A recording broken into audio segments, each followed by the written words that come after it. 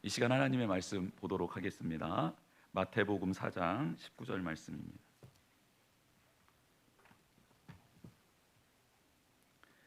마태복음 4장 19절 말씀. 우리 한 절의 말씀 같이 합독하도록 하겠습니다. 마태복음 4장 19절 말씀. 시작. 말씀하시되 나를 따라오라. 내가 너희를 사람을 낚는 어부가 되게 하리라 하시니. 아멘. 여러분, 예수님께서 공생애를 시작하시면서 내가 앞으로 어떤 사역을 감당하게 될지 선포하신 말씀이 있습니다. 그 말씀이 마태복음 4장 17절에 나와 있는데요, 그 말씀이 이렇습니다. 예수께서 비로소 전파하여 이르시되 회개하라, 천국이 가까이 왔느니라 하시더라. 그리고 또 동일한 말씀이 누가복음에도 나타나 있는데요, 누가복음에는 예수님께서 공생애를 시작하실 때 내 사명이 이런 사명이 될 거다라고 붙들었던 말씀이 나옵니다. 그 말씀을 펴서 읽으셨는데 그 말씀의 내용이 이렇습니다. 누가복음 4장 18절에서 19절의 말씀인데요, 주의 성령이 내게 임하셨으니 이는 가난한 자에게 복음을 전하게 하시려고 내게 기름을 부으시고 나를 보내사 포로된 자에게 자유를, 눈먼 자에게 다시 보게 함을 전파하며 눌린 자를 자유롭게 하고 주의 은혜의 해를 전파하게 하려 하심이라 라는 말씀을 붙들고 사역을 시작하셨습니다. 즉 예수님께서 이 땅에 오셔서 공생애를 통하여 이루시고자 하셨던 게 세 가지였다라는 겁니다. 첫 번째는 회개의 은혜를 베풀어 주시기를 원하셨다라는 거고, 두 번째는 천국이 가까워왔음을 말씀하시며 하나님의 다스리심을 받기를 원하셨다라는 겁니다. 세 번째는 치유와 회복의 은혜를 베풀어 주시기 위하여 오셨다라는 겁니다. 그 메시지 세 가지 내용 중 첫 번째 회개하라라는 것은 무엇입니까? 스스로 주인 되었던 삶을 청산하고 이제는 온전히 하나님이 주인 되는 삶으로 돌이키라는 뜻입니다. 그분의 말씀에 순종하는 것을 기쁨과 즐거움으로 여기는 삶을 살아라. 너의 삶이 변화되기를 원한다 라는 하나님의 외침, 예수님의 외침이었습니다. 사탄의 종로를 타고 있었던 이 땅의 죄인들이 하나님과 다시 화목하게 해주시기 위하여 오신 분이 바로 예수 그리스도이십니다. 이 시간 성령님께서 동일하게 예수 그리스도의 음성이 여러분의 영혼에 울리게 해주시기를 원합니다. 사랑하는 아들아, 사랑하는 딸아, 회개하여라 라는 이 음성이 저와 여러분에게 충실히 또 큰 울림으로 임하게 되기를 주님의 이름으로 축복합니다. 두 번째로는 천국이 가까이 왔다라는 것이죠. 하나님의 나라가 임했다라는 겁니다. 통치자들과 권세들과 이 땅의 어둠의 세상의 주관자들과 하늘에 있는 악한 영 아래에 있었던 우리를 구원하여 주셔서 이제는 하나님의 통치 안으로 들어오게 하시겠다라는 것입니다. 여러분, 악한 영의 지배를 받았을 때 우리가 어떻게 살았습니까? 자기를 사랑하며 돈을 사랑하며 자랑하며 교만하며 비방하며 부모를 거역하며 감사하지 아니하며 거룩하지 아니하며 무정하며 원통함을 풀지 아니하며 모함하며 절제하지 못하며 사나우며 선한 것을 좋아하지 아니하며 배신하며 조급하며 자만하며 쾌락을 사랑하기를 하나님 사랑하는 것보다 더 사랑하며 경건의 모양은 있으나 경건의 능력은 부인하며 살아오지 않았습니까? 그런 어둠의 영에 지배받고 있는 우리를 하나님의 다스리심을 받을 수 있도록 우리를 건져주시기 위하여 오셨다라는 겁니다. 그렇다면 하나님 통치 안에 들어가면 우리는 어떤 일이 일어납니까? 온전하게 됩니다. 거룩하게 됩니다. 성결하게 됩니다. 우리의 온 영과 혼과 몸이 예수 그리스도께서 오실 때까지 흠 없게 보존됩니다. 또한 하나님의 말씀을 즐거워합니다. 그 말씀을 마음의 삶에 두기를 기뻐하게 됩니다. 시냇가에 심은 나무가 철을 따라 과실을 맺음 같이, 그 잎사귀가 마르지 아니함 같이 우리가 하는 모든 일, 그 모든 일이 하나님 안에서 형통하게 될 줄 믿습니다. 이제 천국의 주인이신 그 하나님의 다스리심을 받아 이 땅에서부터 천국을 누리시는 저와 여러분 되기를 주님의 이름으로 축복합니다.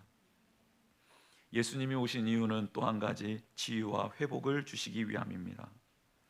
성령의 기름 부으심을 받은 예수님은 세상 속으로 들어오셨습니다. 세상 속에는 가난한 자들이 많이 있었습니다. 포로된 사람들, 눈먼 사람들, 갇혀 있는 사람들, 눌린 사람들이 너무 많이 있었습니다. 예수님은 그 사람들에게 찾아 들어가셔서 만져주셨습니다. 복음을 전해주셨습니다. 은혜를 베풀어 주셨습니다. 사람들은 예수님을 만남으로 말미암아 하나님의 나라를 소유하게 되었고 자유를 얻게 되었고 다시 보게 되었습니다. 해방되었습니다. 실제적인 자유와 또 치유와 회복을 경험하게 되었던 것입니다. 하나님의 나라, 복음, 예수님께서 나와 함께 하신다라는 것은 허상이 아닙니다. 실제입니다. 지금 이 시간에도 동일한 은혜가 임하게 될 줄 믿습니다. 지금도 살아계셔서 우리와 함께 하시는 예수님의 치유와 회복의 은혜가 임하게 될 줄 믿습니다. 특별히 지금 코로나19로 인하여서 고통 중에 있는 우리나라 열방 있습니다. 당신의 백성들을 긍휼히 여겨주실 그 예수 그리스도께서 지금 이 시간 만져주시길 원하십니다. 이번 사태로 가족을 잃고 슬픔을 당한 유가족들, 그들을 위로해 주시기를 바랍니다. 또 어두움의 영에 사로잡혀 있는 신천지에 속한 영혼들이 예수 그리스도의 은혜로 말미암아 자유함을 누리게 되고 치유함을 받고 구원함을 받는 거룩한 시기가 이 시기가 되기를 간절히 원합니다. 이렇게 예수님은 공생애를 시작하시면서 회개하라, 천국에 가까이 왔다, 치유와 회복의 은혜를 받아라 라고 선포하셨습니다. 그 말씀을 하시고 이 거룩한 하나님 나라를 세워갈 동역자를 찾아 나셨습니다. 충분히 예수님 혼자 하실 수 있는 사역이었는데 왜 예수님은 제자들을, 동역자들을 찾아 나선 것일까요? 왜 제자들을 부르셨고 우리들을 부르셨을까요? 그 첫 번째 이유는 선포하신 말씀대로 변화시켜 주시기 위함입니다. 제자로 부름받은 어부들은 밤새워 그물질을 했지만 고기 한 마리를 잡지 못한 상황이었습니다. 허탕을 쳤습니다. 절망하고 낭망하고 있었던 그들에게 예수님은 다가오셔서 희망의 메시지를, 소망의 메시지를 주셨습니다. 그리고 그들에게 정말 필요한 물고기를 잡게 도와주셨습니다. 이때 베드로는 예수님께 와서 자신이 죄인임을 고백합니다. 그동안 자신이 살아왔던 삶이 잘못되었다라는 것을 시인하는 것이죠. 그리고 이제는 새로운 길을 걷고 싶습니다. 예수님 안에서 새로운 사명을 받고 싶습니다라고 엎드린 것입니다. 예수님은 이제 그들에게 새로운 통치가 임했음을 선포해 주시지요. 자신의 경험과 이성과 세상의 풍조를 따르며 그것들의 지배를 받는 것이 아니라 이제는 하나님의 통치, 하나님의 원리, 하나님의 말씀의 능력이 그들 가운데 임하기를 원하셨습니다. 예수 그리스도의 말씀대로 살아가는 은혜의 시간을 그들에게 선물로 주신 것입니다. 또한 그들의 고민과 염려, 두려움, 무력감, 열등감 등을 치유해 주시기를 원하셨습니다. 예수님은 제자들이 정말로 그들의 삶이 엉망으로 고통스러운 가운데 망가져 있다라는 것을 알고 있었습니다. 그들은 병든 자들이었습니다. 의원이신 예수님은 그들을 찾아가셨고 저들은 자신이 병자임을 인정하고 의원 되신 예수 그리스도를 자신의 삶의 자리로 모셔드렸습니다. 자신의 마음으로 영접했습니다. 그래서 마음의 질병이 치유되기를 원했습니다. 가정으로 예수 그리스도를 모셨습니다. 가정의 어려움들이 주님 안에서 해결되기를 원했던 것입니다. 삶의 자리에, 직장의 자리에 자신의 땀과 수고가 물들어 있는, 떨어져 있는 그 자리에 예수 그리스도를 모셔들어서 그 자리가 하나님 안에서 변화되기를 원했던 것입니다. 예수님은 그들의 문제를 정확하게 보셨고 그들의 마음속에, 가정 안에, 삶의 자리에 찾아가 주셔서 정확한 처방을 내려주시고 그들을 치유해 주시고 회복시켜 주셨습니다. 영적, 육적, 정서적 모든 필요를 채워주신 것입니다. 예수님께서 지금 저와 여러분을 부르신 이유는 무엇입니까? 저와 여러분을 제자로 부르시고 자녀 삼아 주신 이유는 무엇입니까? 바로 우리가 병들었기 때문입니다. 고침받아야 될 것이 너무나도 많은 존재이고 고침받아야 될 것이 너무 많은 가정이고 하나님이 치유해 주셔야 될 것들이 많은 직장이기 때문에 예수님께서 우리를 찾아와 주신 것입니다. 에베소서에 이런 말씀이 있습니다. 허물로 죽은 우리를 그리스도와 함께 살리셨고 너희는 은혜로 구원을 받은 것이라. 또 함께 일으키사 그리스도 예수 안에서 함께 하늘에 앉히시니 이는 그리스도 예수 안에서 우리에게 자비하심으로써 그 은혜를 지극히 풍성함을 오는 여러 세대에 나타내려 하심이라. 너희는 그 은혜에 의하여 믿음으로 말미암아 구원을 받았으니 이것은 너희에게서 난 것이 아니요 하나님의 선물이라. 행위에서 난 것이 아니니 이는 누구든지 자랑하지 못하게 함이라. 우리는 그가 만드신 바라 그리스도 예수 안에서 선한 일을 위하여 지으심을 받은 자니 이 일은 하나님이 전에 예비하사 우리로 그 가운데서 행하게 하려 하심이니라. 아멘. 우리가 대단해서 불러주신 게 아니라는 것입니다. 그분의 은혜가 필요했기 때문에, 그분의 은혜가 아니고서는 살아갈 수 없는 존재였기 때문에 우리를 불러주셨다라는 것입니다. 여러분, 이 은혜를 잊지 않기를 주님의 이름으로 축복합니다. 이 은혜를 사모하며 받아 누리는 저와 여러분 되시기를 축복합니다. 이것을 잊어서는 절대 안 된다라는 겁니다. 두 번째로 우리를 부르신 이유는 공동체 훈련을 시켜주시기 위함입니다. 예수님께서는 한 사람 한 사람을 찾아가 주셔서 제자들을 불러주셨습니다. 불러준 사람은 각 개인 한 사람 한 사람이었는데 그들을 모아 공동체를 이루게 해주셨습니다. 개인의 신앙과 믿음은 공동체 안에서만 해석되어져야 된다라는 것, 그 하나님 나라의 원리를 가르쳐 주시기 위함이었습니다. 인간은 사회적으로 관계를 형성하며 살아갈 수밖에 없는 존재들입니다. 사회적 존재라는 것이죠. 하나님도 사람이 혼자 사는 것은 좋지 않다라고 말씀해 주셨습니다. 더불어 살아가야 합니다. 그럴 때 자신의 부족함이 인정되고 그리고 서로를 포용하고 용납하게 되는 것입니다.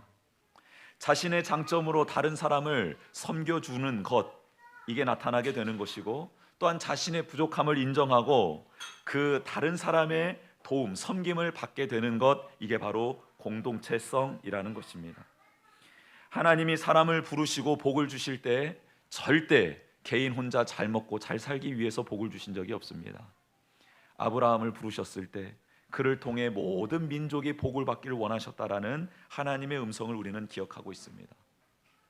즉, 우리를 불러주시고 우리에게 복을 주시는 하나님은 우리를 통해 그 복이 흘러가기를 원하신다라는 것입니다. 또한 그 안에서 참된 행복을 누리기를 원하신다라는 것입니다. 사람들은 종종 착각을 합니다. 내가 행복하면 그만이다라는 생각을 할 때가 있습니다. 그런데요, 내가 행복해도 공동체가 행복하지 않으면요, 그 행복은 금방 사라져버리고 맙니다. 제가 기분 좋은 일이 있었습니다. 그런데 집에 들어갔더니 아내가 아픈 거예요. 혹은 자녀들이 근심 가운데 있는 겁니다.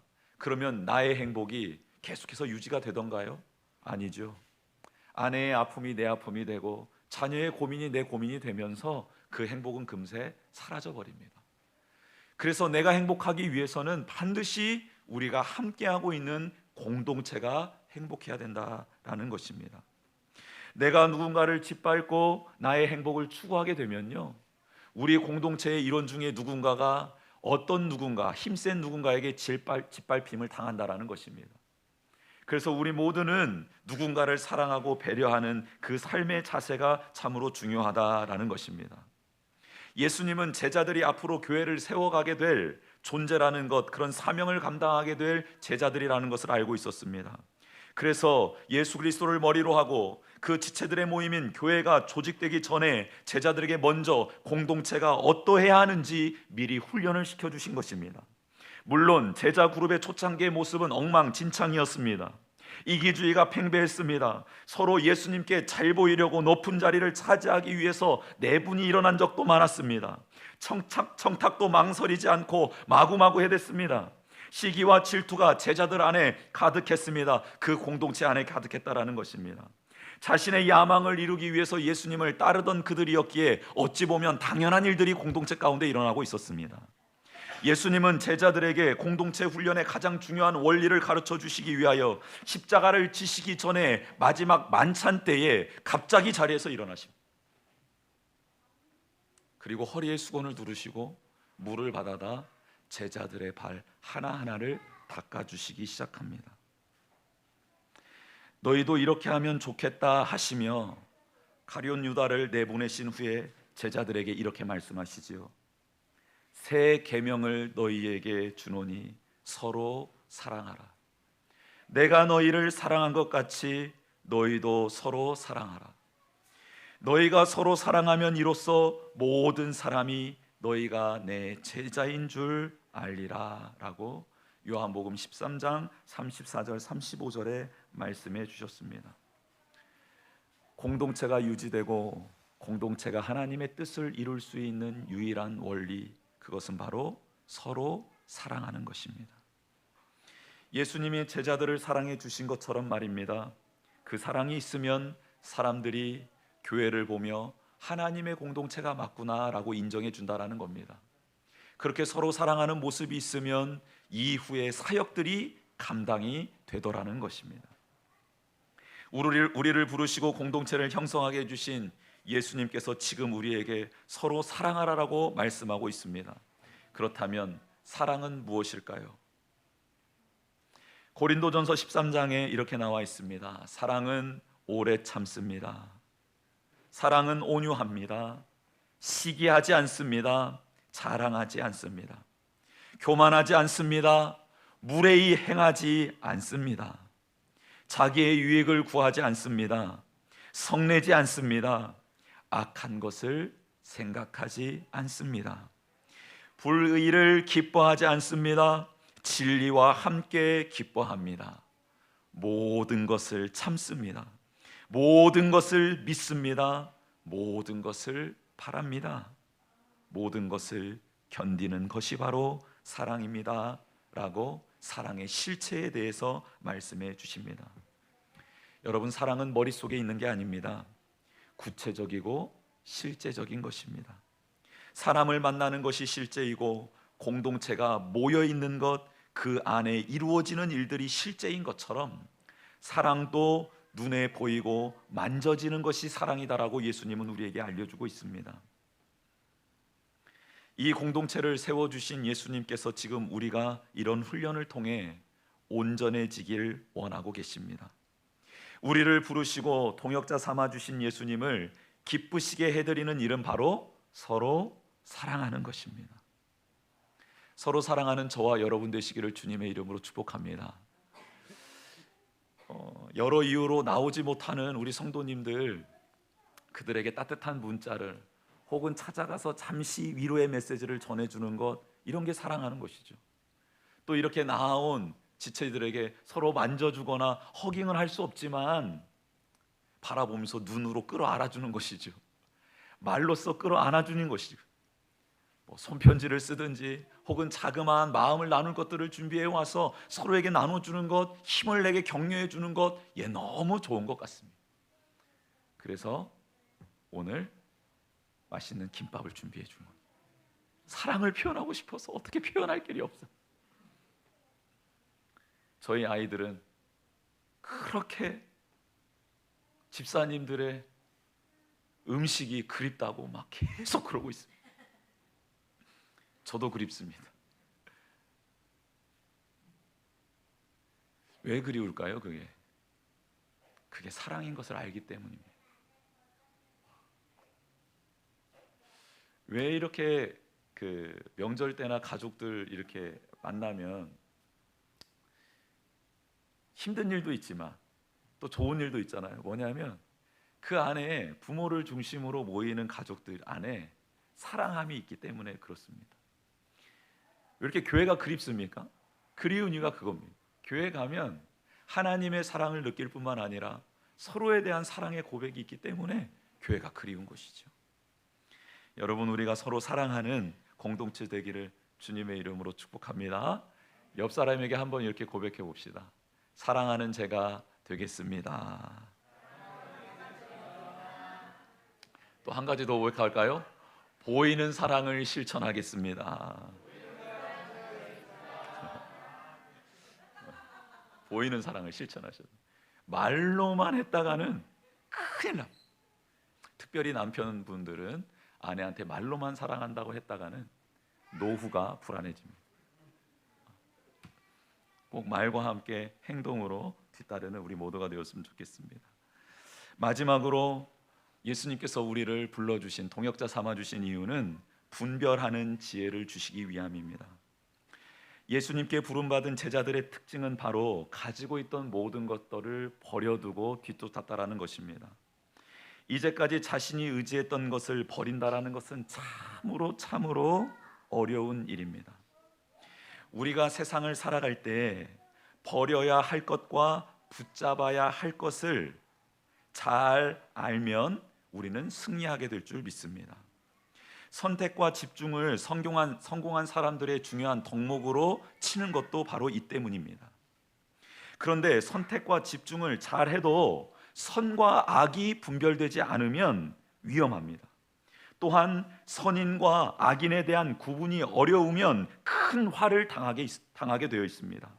마지막으로 하나님의 진리의 말씀을 분별하지 못하면요, 하나님의 뜻이 아닌 제 뜻대로 말씀을 아전인수격으로 인용해서 자신의 욕망을 드러내는데 하나님의 말씀을 사용하게 된다는 것입니다. 여러분, 지금 이 일을 신천지에서 하고 있는 것 아닙니까? 여러분, 신천지에 들어가 있는 하나님이 아끼고 사랑하는 그 영혼들에게 분별의 이 지혜가 있어야 될 줄 믿습니다. 여러분, 바르게 분별할 줄 알아야 된다는 것입니다. 솔로몬의 그 왕정시대 초창기에 있었던 일입니다. 기브온에서 솔로몬이 1000번제를 하나님께 드리고 난 다음 하나님께서 그에게 찾아오십니다. 찾아오셔서 이렇게 솔로몬에게 묻습니다. 내가 내게 무엇을 줄고 너는 구하라. 여러분, 이게 하나님의 메시지였어요. 내가 내게 무엇을 줄고 너는 내게 구하라 라는 메시지가 솔로몬에게 들렸습니다. 그때 솔로몬이 하나님께 이렇게 대답을 합니다. 주의 종 내 아버지의 다윗이 성실과 공의와 정직한 마음으로 주와 함께 주 앞에서 행함으로 주께서 그에게 큰 은혜를 베푸셨고 주께서 또 그를 위하여 이 큰 은혜를 항상 주사 오늘과 같이 그의 자리에 앉을 아들을 그에게 주셨나이다. 나의 하나님 여호와여, 주께서 종으로 종의 아버지 다윗을 대신하여 왕이 되게 하셨사오나 종은 작은 아이라 출입할 줄을 알지 못하고 왕께서 택하신 백성 가운데 있나이다. 그들은 큰 백성이라 수요가 많아서 셀 수도 없고 기록할 수도 없나니 누가 주의 이 많은 백성을 재판할 수 있사오리까? 듣는 마음을 종에게 주사 주의 백성을 재판하여 선악을 분별하게 하옵소서 라고 이렇게 대답을 했습니다. 그때 이 답변이 마음에 드신 하나님이 솔로몬에게 이렇게 말씀하시죠. 자기를 위하여 장수하기를 구하지 아니하며 부도 구하지 아니하며 자기 원수의 생명을 멸하기도 구하지 아니하고 오직 송사를 듣고 분별하는 지혜를 구하였으니 내가 네 말대로 하여 너에게 지혜롭고 총명한 마음을 주노니 네 앞에도 너와 같은 이가 없었고 너 뒤에도 너와 같은 자가 일어남이 없으리라. 내가 또 너가 구하지 않은 부귀와 영광도 내게 주노니 네 평생의 왕들 중에 너와 같은 자가 없을 것이라. 내가 만일 내 아버지 다윗이 행함같이 그 길로 행하며 내 법도와 명령을 지키면 내가 또 너의 날을 길게 해주겠다라고 약속해 주십니다. 여러분, 솔로몬이 자신의 것을 구하지 않았습니다. 즉 자신의 것은 버려두고 하나님이 주신 사명을 감당할 수 있는 분별력을 구했다라는 것입니다. 여러분, 이게 너무나도 중요한 통찰력입니다. 하나님의 지혜를 구한 것이지요, 하나님의 말씀을 들을 수 있고 깨달을 수 있도록 은혜를 베풀어 주십시오라고 하나님께 엎드려 간구한 것입니다.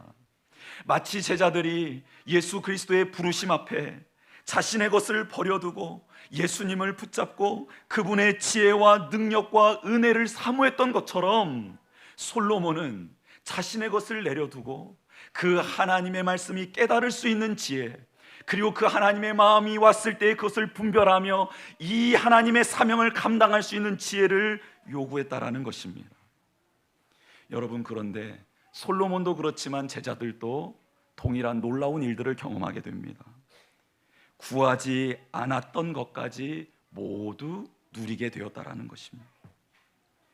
단 끝까지 예수 그리스도의 말씀에, 하나님의 말씀에 순종했을 때 말입니다.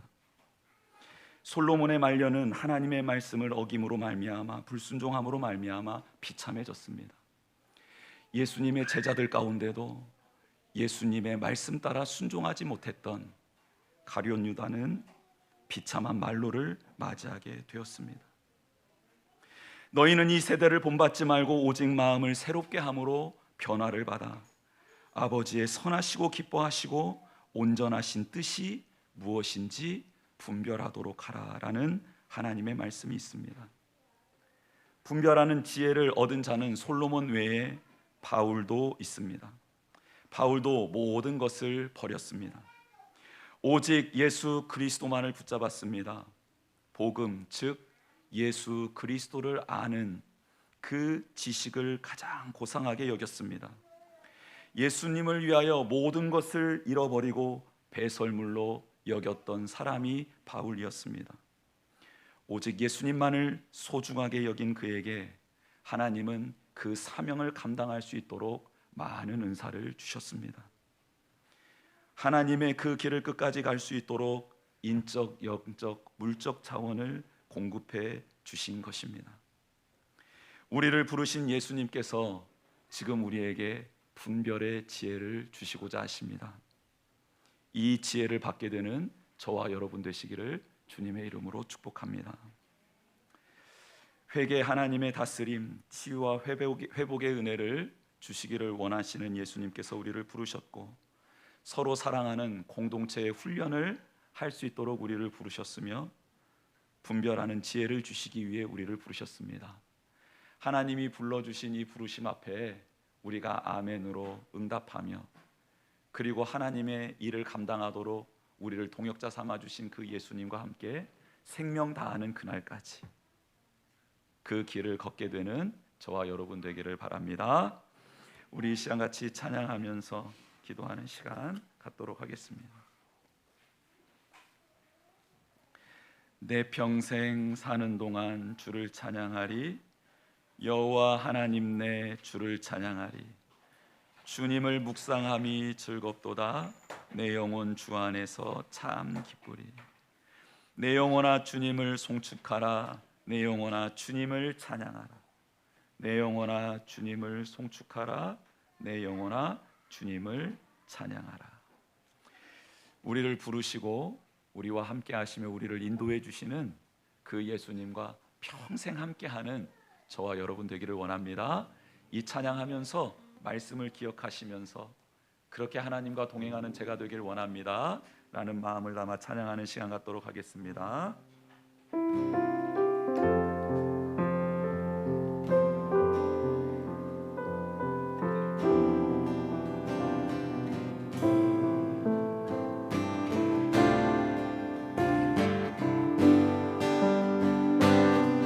내 평생 사는 동안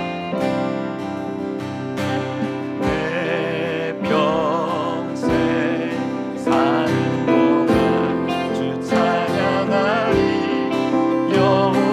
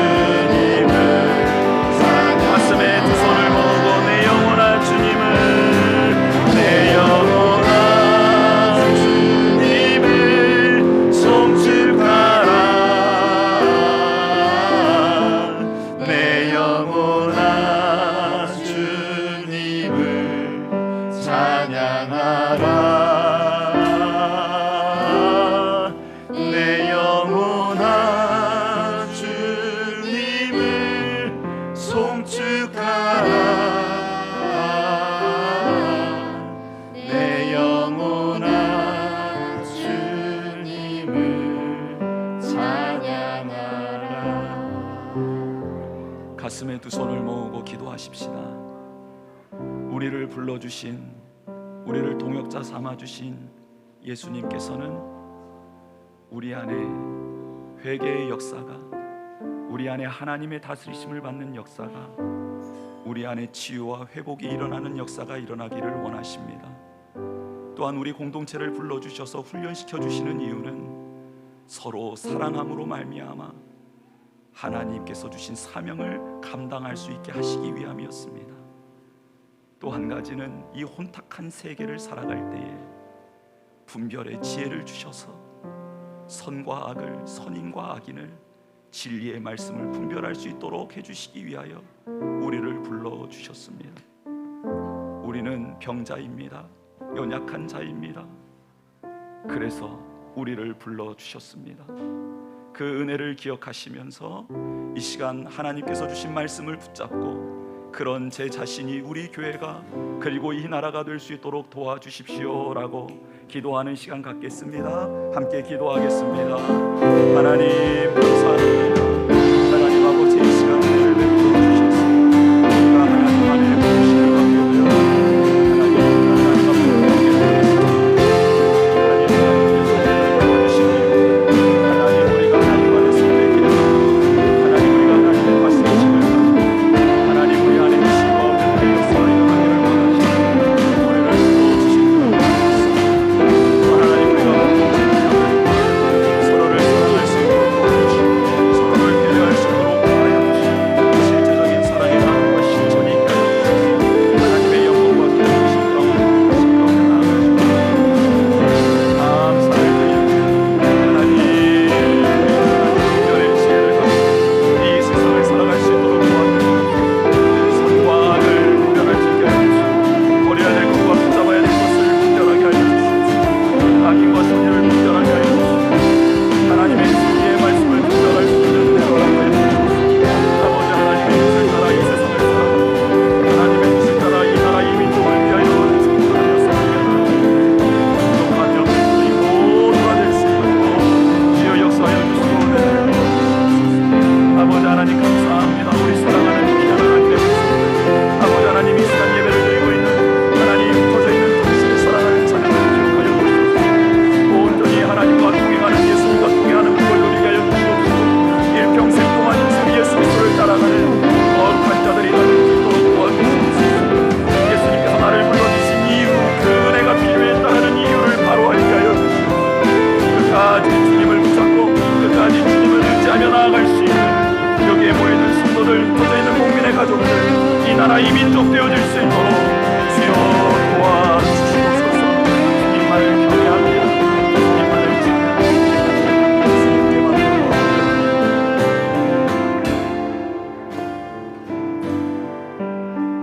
하나님의 은혜가 필요합니다.